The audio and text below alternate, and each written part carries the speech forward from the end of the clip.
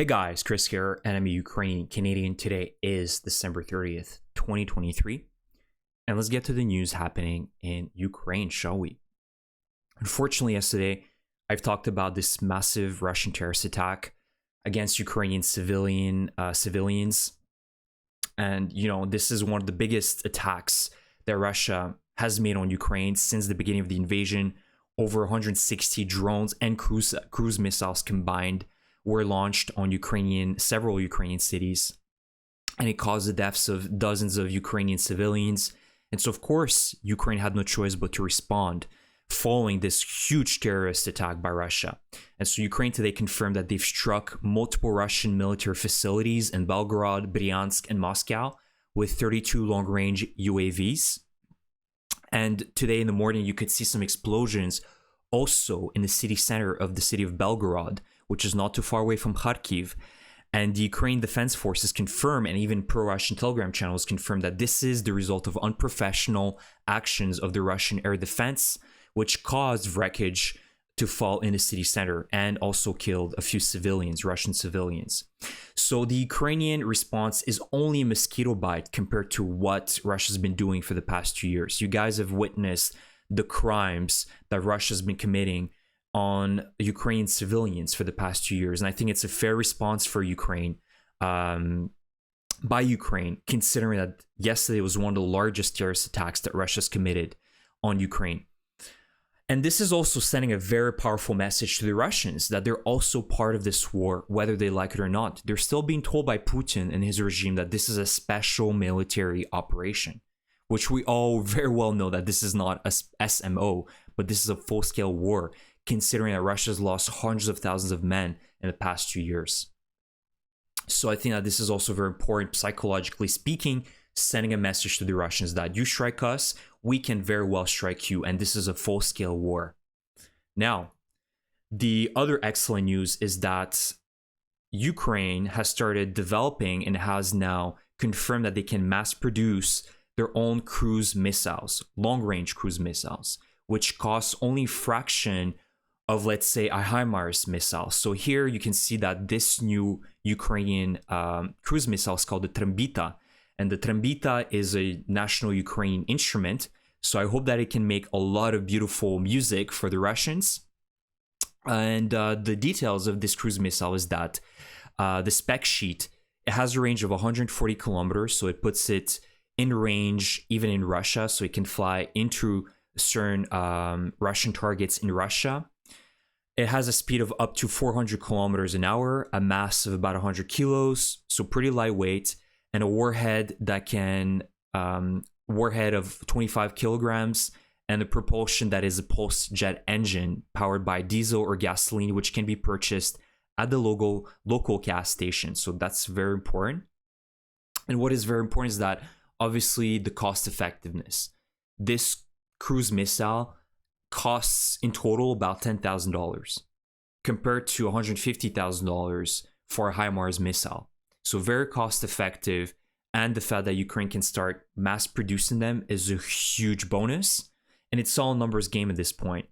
Ukraine needs to be able to produce hundreds of them and strike regularly Russian airfields, Russian bases, command centers, as I've mentioned many times before, to be able to have really powerful effect on reversing the course of the war for Ukraine, because it's all a numbers game and a war of attrition and war of artillery and missiles, right? And so if Ukraine can really truly start mass producing them and launching them on a weekly basis, I really think that they can change the course of the war.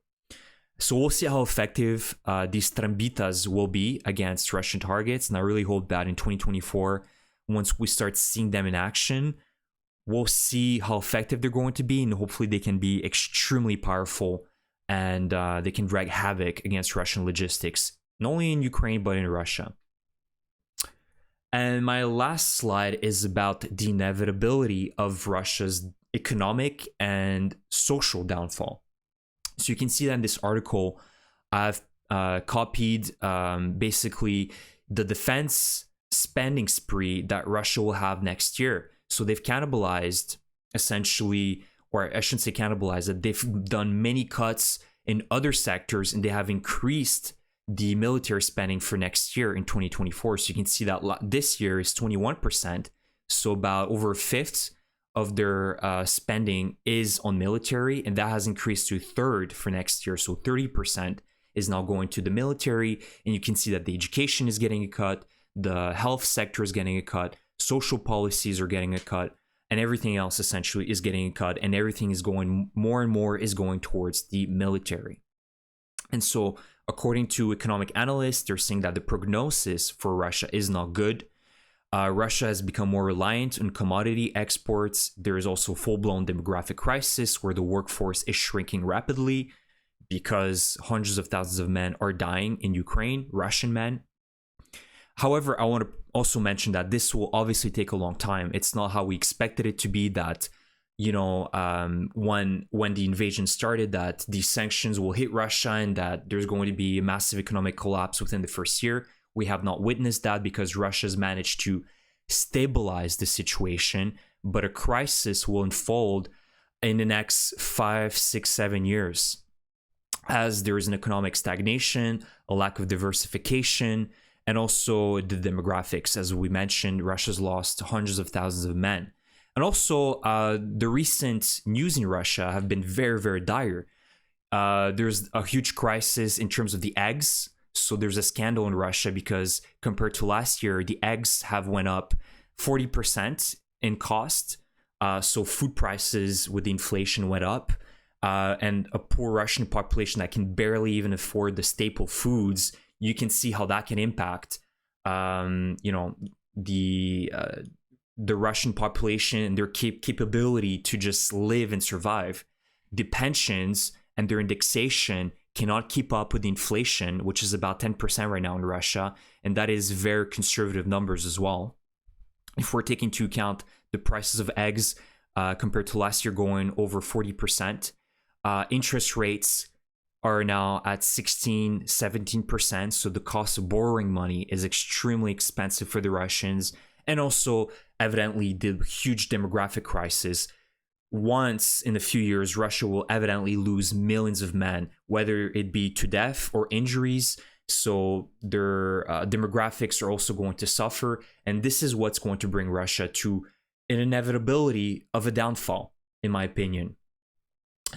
So this is the video for today, guys. I hope you enjoy my update. Please let me know what you think about any of the topics I covered today in the comment section. A huge thank you for your support. Subscribe to my channel, like my video, and I will see you guys in the next one. Slava Ukraini!